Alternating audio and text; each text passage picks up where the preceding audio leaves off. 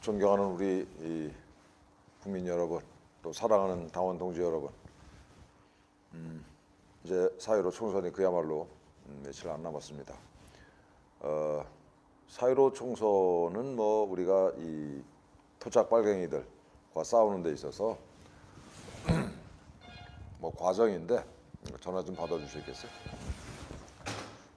이 4.15 총선의 승패에 너무 이렇게 우리가 일희일비 할 필요는 없다고 생각을 합니다. 이게 뭐 조금 시간을 갖고 생각을 하시면 좋을 것 같아요. 그래서 오늘 제가 말씀드리고자 하는 주제는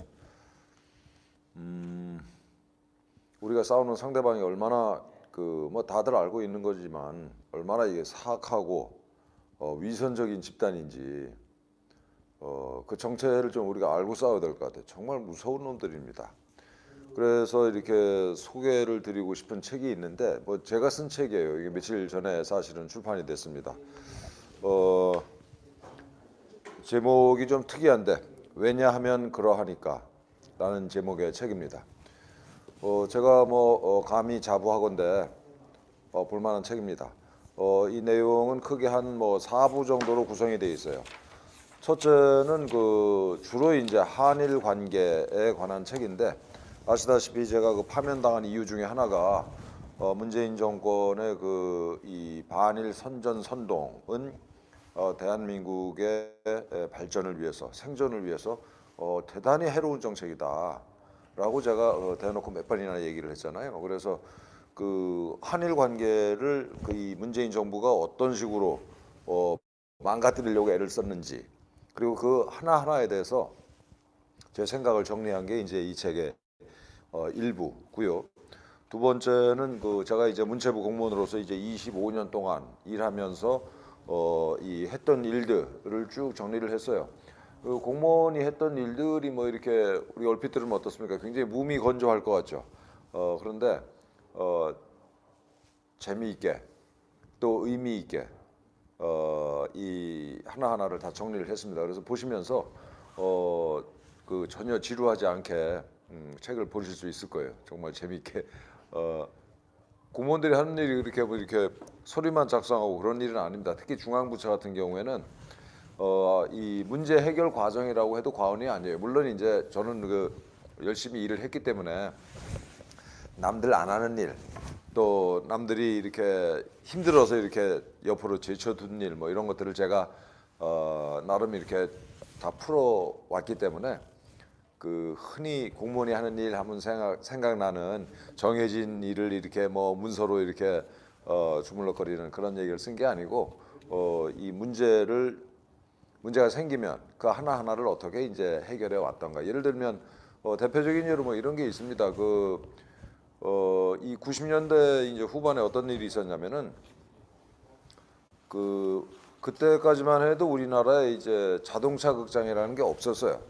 없었습니다. 그때 97년인가 8년인가 그런데 그때 제가 이 문체부 공연예술과의 공연법을 담당하는 사무관이었는데 어떤 지방자치단체에서 이제 공문이 왔어요. 이게 우리 동네에 자동차 극장이라는 거를 하려는 업자가 나타났는데 이걸 어떻게 하면 좋냐.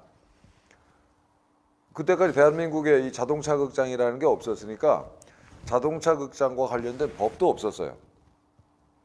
그래 이런 경우에 법이 규정하고 있지 않은 새로운 업종이 나타났어요. 이제 그때.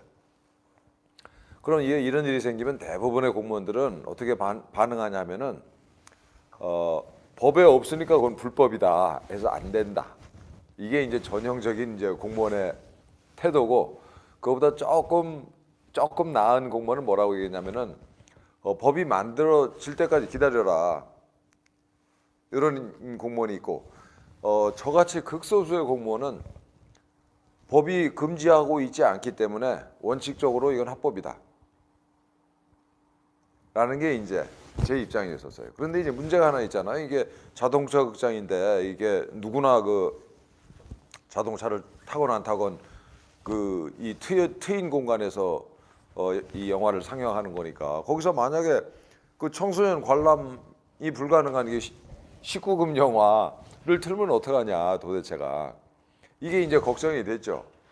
그래서 이 문제를 이제 어떻게 해결을 했냐면, 그럼 그 자동차 극장 주변에 아주 높은 그 펜스를 이 가림막을 치게 할 것이냐 이런 고민부터 시작을 했어요. 그럼 가림막의 높이는 어느 정도로 해야 되냐? 그 높이 할수록 바람에 이제 취약하잖아요. 그럼 그걸 그 지지대를 또 어떻게 할 거냐? 뭐 이런 쓸데없는 고민을 하던 차에 그 자동차 극장을 하겠다는 업자를 만났어요. 그래, 그분 말씀이 저보고 그 쓸데없는 걱정을 하신다. 이 사무관님, 그때 제가 사무관이었으니까. 그 당시 이미 이제 청소년 보호법이라는 게 있었습니다. 굉장히 센 법이에요, 이거.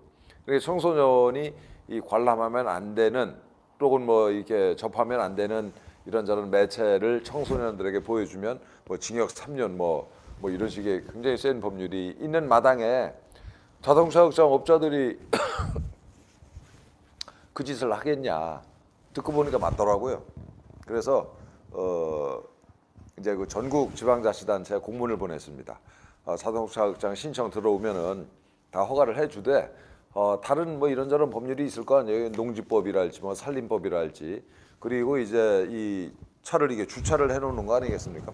옥외의 공간에 주차를 해놓는 거니까 이제 그 주차장 관련 법률이랄지 이런 것들에 저촉되지 않는 선에서 허가를 해줘라, 이런 식으로 이제 전국 지자체 공문을 보냈습니다. 그래서 전국에 이제 그때부터 그 자동차 극장이 이제 한꺼번에 쫙 이렇게 생겨나게 됐죠. 뭐 이런 식으로 이렇게 그때 이렇게 닥친 현안들을 제가 어떻게 풀어 나갔던가, 이걸 그 재밌게 에피소드식으로 쭉 연결을 한 거고요. 세 번째는 이제 그 이 문재인 정부가 억지로 그 이 문을 닫게 만드는 이제 원자력 발전 문제에 대해서 이렇게 이 아주 다양한 각도에서 제가 좀 정리를 했습니다. 이것도 딱딱한 얘기가 아주 재미있습니다. 우리가 이제 후쿠시마 그 이 원자력 발전 쓰나미 때문에 원자력 발전소 사고가 나고 나서 어떤 유언비어가 돌아왔냐면은 각종 그 이 돌연변이 동식물 사진이 이제 돌아다녔어요, SNS 상에서. 근데 알고 보니까 그거 전부 다 이 조작된 사진이거나 아니면 후쿠시마랑 관계없는 전 세계 각지에서 이렇게 발견된 이 돌연변이 동식물 종을 후쿠시마 이 사고 이후에 일본에서 생긴 거다, 이따 그 거짓말들. 그런 것들이 이제 SNS에서 지금 광범위하게 돌았죠. 그래서 뭐 그런 얘기를 할지. 그리고 전 세계 각국이, 선진 각국이, 심지어는 이제 메르켈은 이제 탈원전하려고 한때 시도를 했잖아요. 근데 지금은 입장이 바뀌었습니다. 독일도 다시 원자력 발전소를 더 짓는 걸로 방향이 바뀌었어요. 어쨌든 전 세계가 이제 원자력 발전소를 이렇게 더 짓는 쪽으로 나아가고 있는 이런 현실이랄지. 그리고 문재인이 거짓말했던 것 중에 또 하나가 그 후쿠시마 이제 원자력 발전소 사고로 천몇백 명이 죽었다고 이제 문재인이 공식적으로 거짓말을 했어요. 그런데 알고 보니까 그 원자력 발전소 사고로 죽은 사람 하나도 없고, 사실 이제 쓰나미 때문에 그때 그 여러 사람이 이제 죽었죠. 뭐 이런 얘기. 또 이렇게 이 중국 공산당이 호주나 뉴질랜드에서 이렇게 어떻게 이 공작을 하는지. 뭐 트럼프를 굉장히 그 변덕이 심하고 정서가 불안정하고 제 멋대로고 뭐 이런 사람으로 우리 이제 제도권 언론 소위 조중동마저도 트럼프를 그런 식으로 묘사를 하잖아요. 그런데 전혀 아닙니다. 트럼프는 정말 50년에 한 번 나올까 말까 한 천재예요. 정말 대단한 사람이에요. 그 사람이 그 가장 애독하는 책이 이제 손자병법입니다. 손자병법을 그럼 트럼프가 한자로 읽을까? 그건 아니고요. 트럼프는 이미 꽤 오래전에 영어로 번역이 돼서 이제 서구사에 널리 퍼져 있는 책입니다. The Art of War라는 제목으로. 그래서 그 이제 야심이 있는 젊은이들은 미국에서도 또 뭐 유럽에서도 야심이 있는 사람들은 손자병법을 열심히 탐독을 해요. 트럼프가 이제 그 중에 하나인데, 트럼프 추천 도서 1번이 손자병법입니다. 뭐 이런 얘기. 손자병법의 핵심은 뭐냐면은 싸우지 않고 이기는 게 최선이다. 첫째. 둘째는 전쟁의 핵심은 적을 속이는 거다. 거라는 거예요. 적을 속이는 거다. 내가 힘이 강하지만 약한 척하고 성동격소하고 뭐 이런 식으로 적을 기만하는 게 이제 기만해야 이긴다라는 게 손자병법의 핵심입니다. 이게 트럼프가 그 손자병법을 이게 국제정세 대외 관계에서 손자병법을 얼마나 잘 활용하고 있는지 뭐 이런 얘기들 이렇게 아주 재미있게 썼습니다. 그다음에 이제 4부는 뭐 제가 개인적인 얘기들이지만 여러분과 이렇게 그 같이 나눌 만한 교훈이 있는 얘기들 이런 식으로 이렇게 정리해서 그 책을 썼는데 뭐 이게 책을 팔려고 말씀드리는 게 아니고 저는 그 이 책의 내용을 우리 국민들이 좀 공유를 했으면 좋겠어요. 그만큼 제가 정말 거의 이제 저도 내일 모레 60인데 살아오면서 제가 가졌던 고민들 대한민국의 발전, 생존을 가로막고 위협하는 것들이 뭔지 우리가 풀어야 될 과제는 뭔지 그 과제를 풀기 위한 해법은 뭔지 이런 것들을 저 나름대로 이렇게 담았는데 이게 학술서적은 아닙니다. 이 딱딱한 학술서적은 아니고 거듭 말씀드렸는데 볼만한 내용입니다. 그래서 이 중에 오늘 제가 말씀드리고자 하는 거는 이 문재인 정권이 출범해서부터 지금까지 얼마나 이 한일 관계를 깨기 위해서 집요하게 공작을 해왔는가를 여기다 정리를 해놨어요. 이 책에. 문재인 정권은 뭐 출범하자마자 이 박근혜 정부 때 이 일본과 합의를 봤던 이게 위안부 문제 이거를 다시 확 뒤집었습니다. 멍청한 짓을 했어요. 뒤집어가지고 결국 나중에 이제 이 정권이 궁지에 몰리니까 그걸로 어떻게 수습을 해보려고 하다 안 됐죠. 자세한 내용은 여기 들어가 있고요. 이 중에서 특별히 이제 작년에 무슨 일이 있었는지 여러분 혹시 기억이 날지 모르겠습니다만 일본이 무슨 얘기를 했냐면은 이 전략물자 소위 이제 불화수소, 에칭가스를 비롯한 전략물자를 한국에 수출할 때는 통제를 하겠다 이런 발표를 해요. 통제가 별게 아니고 수출을 안 하겠다. 혹은 수출량을 물량을 줄이겠다. 이게 아니고 한국으로 이게 수출된 에칭가스 등 전략물자의 용처 어디다 쓰는지를 확인하고 수출을 허가하겠다는 거였어요. 그래서 실제로 이 일본의 이 조치 이후에 이런 전략물자의 이 수입이 줄거나 혹은 뭐 지연되거나 이런 지저분한 사건 한 번도 없었습니다. 전혀 문제가 없었어요. 우리 신문에 다 난 겁니다. 이거 제 얘기가 아니고 전혀 문제가 없었는데 우리 정부나 언론은 어떻게 대응을 했냐면은 이건 경제 침략이다, 경제 전쟁이다. 그래서 심지어는 여당의 이제 민주당의 최재성 의원은 그래서 이건 이 정도면은 의병을 일으켜야 할 일이다. 의병. 그래가지고 이게 전국적으로 이제 반일 선동에 나서죠. 이게 언론까지도 가세를 해가지고 우리나라 언론 참 진짜 아휴 정말 이게 아니 기자들 말이에요. 이거 혹시 기자들 보게 되면 당신들 말이에요. 공모 좀 하쇼. 진짜 제가 어릴 때 기자 되려고 언론사 시험을 한 대여섯 번 받다가 다 떨어진 놈인데 공부도 좀 해요. 정말 뭐야 이거. 어쨌든 난리 부르스를 쳤어요. 대한민국 전체가. 심지어는 이게 고등학교 학생들마저 일본 제품 불매 운동을 하고 어린애들이 뭘 알겠습니까? 나름대로 애국한다고 생각하고 난리 야단 법석에 휩쓸려 들어간 거죠, 애들이. 아휴, 진짜. 그래서 당시 이제 민주당은 일본 경제 보복 대책 특별위원회 이런 것도 만들고 나중에는 이름을 바꿨어요. 일본 경제 침략 대책 특별위원회 이런 것도 만들고 이렇게 난리를 쳤는데 태산명동의 서일필이라는 단어가 있습니다만 태산명동 온 나라를 시끄럽게 만들었는데 쥐새끼 한 마리 안 나왔어요. 아까 말씀드린 것처럼 일본으로부터 우리가 수입하는 전략물자, 반도체랄지 무슨 이런 대한민국의 핵심 전자제품을 만드는데 일본의 이런 에칭가스 같은 게 없으면 못 만듭니다. 어쨌든 전혀 문제가 없었어요. 이렇게 일본 애들이 치사하게 걔들 수출 물량을 줄이거나 무슨 괜히 딴지를 걸어가지고 그 지연시키거나 이런 일 전혀 없었습니다. 그런데 우리가 그렇게 난리를 친 거예요. 이 정권이, 문재인 정부가. 심지어 조국은 뭐라고 그랬습니까? 어떻게 했어요? 민정수석이라는 자가 민정수석은 안 하고 죽창가를 올리면서 민정수석이 반일 선동에 나섰어요.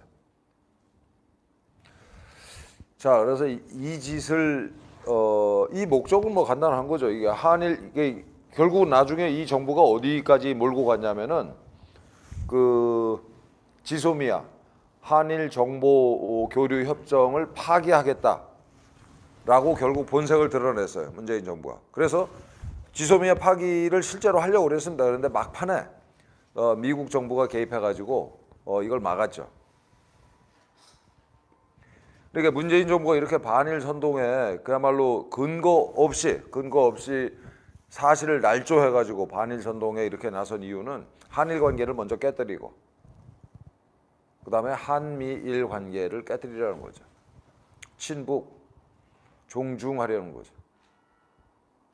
미군 철수시키고 연방제 통일하고 이런 음모를 가지고 이 짓들을 했는데, 자, 이제 오늘 제가 말씀드리고 싶은 내용은 뭐냐면은 문재인 정부가 이 짓을 할 때 날조된 사실에 입각해서 반일 선전 선동을 이렇게 극성스럽게 쳐버릴 때 그때 국무총리가 누구였어요?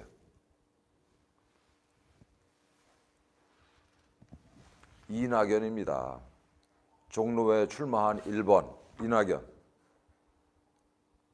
그 이낙연이 어떤 사람인지 좀 제가 찾아봤어요.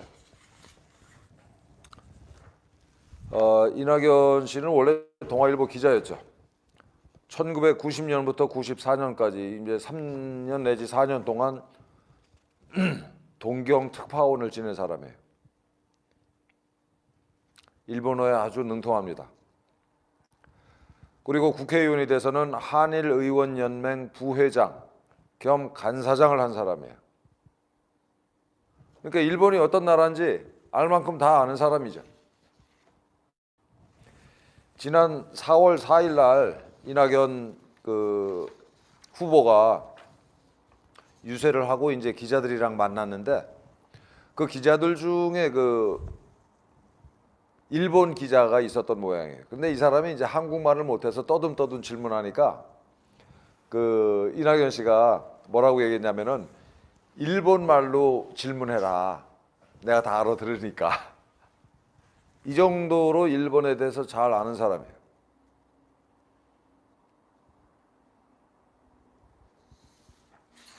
이런 사람이 문재인 좌파 독재 정권이 한일 관계를 깨뜨리고 한미일 동맹을 깨뜨리려는 이런 책동을 벌일 때 뭐 했어요? 일본을 이렇게 잘 아는 사람,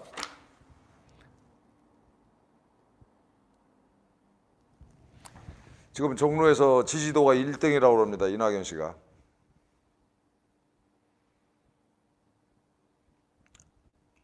참 어처구니가 없습니다. 여러분이 지금 어떤 사람을 지지하는지 알고 지지하는 거예요? 또 하나는 문재인 정부가 이 짓을 할 때 그때 야당 대표가 누구였습니까? 기호 2번 황교안이에요. 황교안이 이 문제에 대해서 한마디도 안 했습니다. 입 다물고 있었어요. 왜 그러는지 아세요? 그때 좌파들이 저 같은 사람 지금 일본이랑 지금 뭐 7, 80년 전에 제국주의 일본이랑 지금이랑 같은 나라입니까?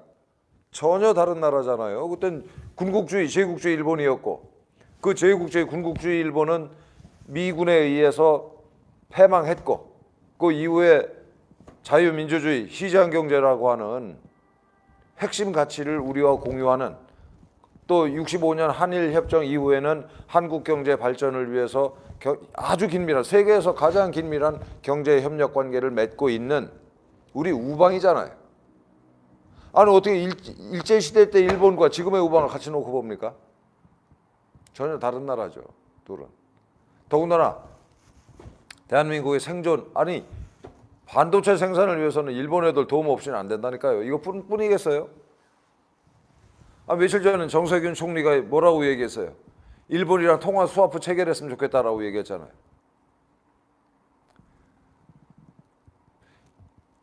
일본이 경제 보복한다고 작년에 문재인 정부가 난리를 쳤는데 일본이 실제로 한국을 손을 보겠다라고 마음을 먹었으면 지금 우리 이미 망했어요. 뭘 알고들 떠들어야지. 답답한 답답한 노릇입니다. 어쨌든 이 정부가 이 단어 사용에 좀 제약이 있는데 이 난리를 치는데 당시 거대 야당은 있잖아요. 한마디도 안 했습니다. 왜 안 했냐면은 소위 이제 그 좌파들이 저 같은 사람을 뭐라고 얘기했냐면은 그래서 제가 뭐라고 그랬어요. 나는 친일파다라고 제가 공개적으로 얘기했어요. 지금은 친일하는 게 애국이다. 그야말로 이 반일 선전선동이 정부에 의해서 당시 민정수석에 의해서 전국을 광풍처럼 휩쓸고 있을 때 제 일도 아닌 외교부나 우리 산업부 일 가지고 제가 나는 친일파다. 지금은 친일하는 게 애국이다라고 얘기할 때 그래서 정권의 핍박을 받을 때 황교안 당신은 뭐를 했냐 말이에요 도대체. 거대 야당 뭐 했어 당신들. 그리고 문재인 정권이랑 싸우겠다고? 입에 침이나 발랐어요? 참, 진짜 웃기는 사람들이야 정말. 근데 당신들 말이야 진짜 민주당이고 미래통합당이고 말이지. 아이고 진짜.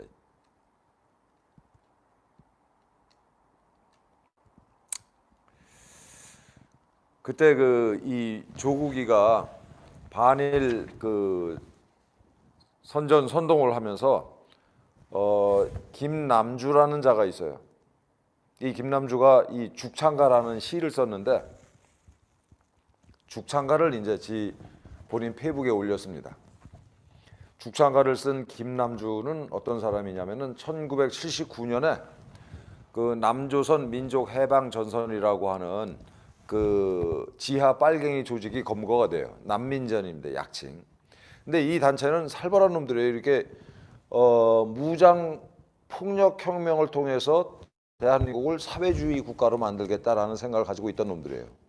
그래서 실제로 이것들이 재벌집을 몰래 밤중에 침투해가지고 군자금 만들려고 그 짓까지 했던 놈들입니다. 이거는 자생적 이 공산주의자들 조직이죠. 이게 남조선 민족해방전선의 그 조직원이었습니다. 김남주가. 그래서 이제 그때 검거가 됐는데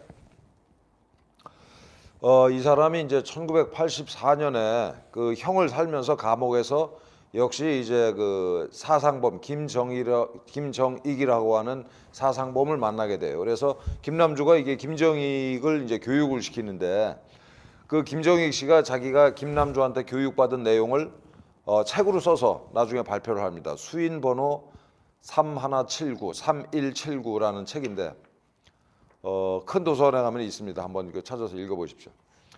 수인번호 3179에서 이 김정익 씨가 쓴 내용이 있는데 김남주가 뭐라고 얘기했는지 한번 들어보십시오. 이거는 김남주 개인의 생각이 아니고 대한민국의 이 좌파들의 생각이에요. 이거 소름 끼칩니다. 이거 우리 국민들이 이런 거를 잘 모르세요. 지금 우리가 어떤 놈들에 의해서 이게 대한민국이 이 야금야금 적화되고 있는지 김남주가 이렇게 얘기했어요. 남조선에서 민중혁명이 일어나면 최우선적으로 해야 될 일은 이 사회의 민족 반동 세력을 철저하게 죽여 없애야 한다. 그 숫자는 얼마일 것 같아요? 대략 200만 정도는 될 것이다. 그래야만 혁명을 완수할 수 있기 때문이다. 200만이라는 숫자가 엄청날 것 같지만 인류 역사적인 관점에서 본다면 그렇게 중요한 것이 아니다. 이거 다 김남주 말입니다. 우리 민족 전체를 놓고 볼 때 그것은 소수에 불과하다. 민족주의는 피를 먹고 자라온 것이다. 우리에게 적은 숫자의 반동 세력의 피는 필수 불가결하는 것이다. 느낌이 오십니까? 우리가 어떤 놈들이랑 살고 있는지. 조국이가, 민정수석 조국이가 현직에 있으면서 이걸 지 페이스북에 올렸어요. 지 마음을 김남주의 시를 빌려서 표현을 한 거죠. 거듭 말씀드리는데 이건 그럼 난민전 구성원 중에 김남주 개인의 생각이 아니냐.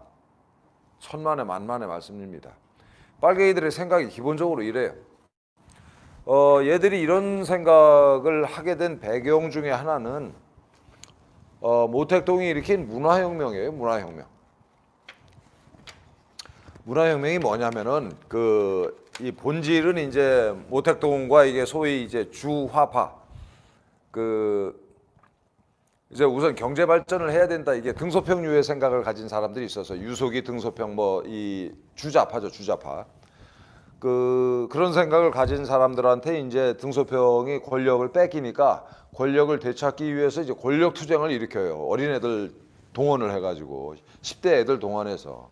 그래서 이제 중국을 완전히 그야말로 뒤집어 놓고 대혼란에 빠뜨리는데 그것 때문에 중국이 한 30년은 그 발전이 뒤처졌다. 이렇게 오늘날 중국 공산당 스스로 그렇게 평가를 하는 반란이었습니다. 반란. 모택동에 의한 반란. 그게 이제 문화혁명의 본질인데 말로는 어떻게 얘기했냐면은 모택동을 비롯한 이 모택동 일파가 중국이 이제 중국 전체를 공산화를 했잖아요. 1949년인지. 중국 전체를 공산화를 해서 일단 형식적인 공산화는 이루어냈는데 아직 자본주의에 물든 자들이 많다. 그래서 진정한 사회주의를 하기 위해서는 자본주의에 물든 자들을 제거해야 된다, 죽여 없애야 된다라는 게 문화혁명입니다, 여러분. 그때 중국 애들이 이 문화혁명의 광풍에 휩쓸려서 이제 죽은 사람이 한 200만 명 가량 돼요. 공교롭게도 김남주가 얘기한 200만 명. 이 문화혁명이 여기서 끝났으면 좋았을 텐데 이거를 캄보디아 공산주의자들이 이걸 모방을 했어요. 그래가지고 얘네들이 이제 소위 크메르 루즈라는 집단이죠. 캄보디아 공산당. 얘들도 이제 똑같은 얘기를 했어요. 이게 공산당이 집권을 했지만 자본주의에 물든 이 쓰레기들 때문에 진정한 공산주의가 안 된다. 그러니까 쓰레기를 죽여 없애야 된다. 라는 이 얘기를 하면서 이제 이런 표현을 썼어요. 걔들이 자본주의에 물든 기생충들. 주로 이제 도시에 살던 사람들입니다.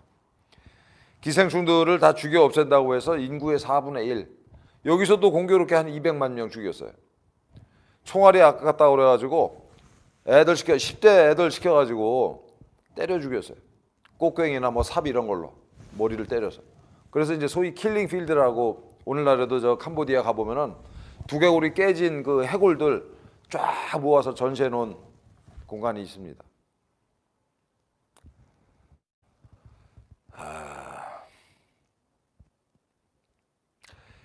이 자본주의에 물든 기생충들은 교화가 불가능하다. 아무리 교육을 시켜도 얘들은 공산주의적인 인간이 안 돼. 그래 죽여 없애야 된다. 이게 빨갱이들의 사고 방식이에요. 김남주만의 사고 방식이 아니고 빨갱이들의 어느 나라나 이 공산주의에 물들면 이렇게 됩니다, 여러분. 근데 지금 대한민국을 누가 지배하고 있어요?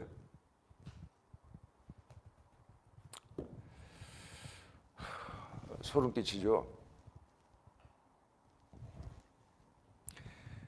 그래서 이 문재인 이 독재 정권, 좌파 독재 정권의 반일 선동이 그거 하나만 따로 떼어놓고 보면 안 되고 얘들의 이 큰 그림 속에서 벌어졌던 아주 계획적인 말 그대로 선전선동입니다. 얘들은 진짜 선전선동의 대가들이에요. 이게 그 박근혜, 죄 없는 박근혜 대통령 탄핵하려고 그 촛불 쿠데타 일으킨 거 한번 생각해 보십시오. 고전의 세월호, 고전의 광우병, 고전의 효선 미순양 사건, 다 똑같은 집단이 쳐버린 일들이죠. 그래서 어쨌든 작년에 이 문재인 정권이 이렇게 그 반일 선전선동을 세게 할 때 국무총리였던 이낙연, 이 사람 일본 특파원 한 3년 넘게 하고 한일 의원연맹 부회장 겸 간사장까지 했던 사람이 그 정권이 그 지랄을 하는데 뭐 하고 있었어요? 자기 일본말, 인본말 잘한다고 자랑이나 하고. 황교안, 당신은 뭐 하고 있었어요? 토착 외구 소리 들을까봐 겁나서 쥐 죽은 듯이 있었잖아요. 이 배우의 국민들 200만 명 죽이는 건 대수롭지 않게 생각하는 빨갱이들이 있다는 거를 뻔히 아는 사람들이. 황교안 공안검사 출신이잖아요. 대한민국 빨갱이들의 정체를 누구보다 잘 아는 사람이.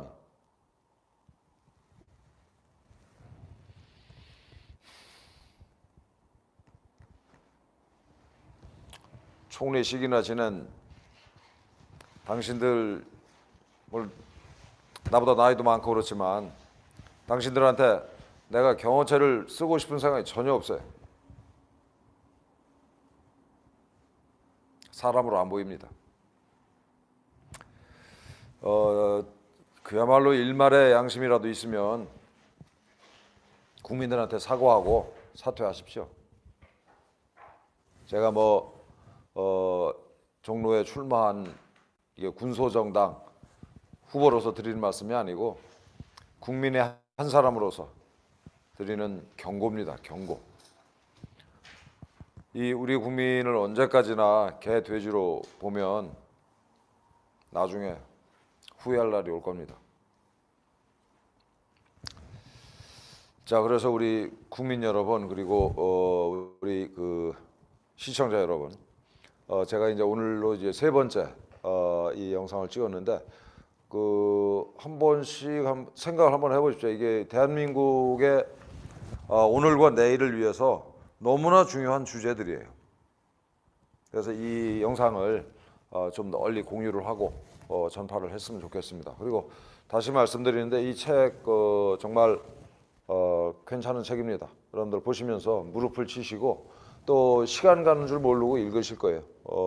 심각한 주제지만 재미있게 썼습니다. 자, 오늘은 이 정도로 하고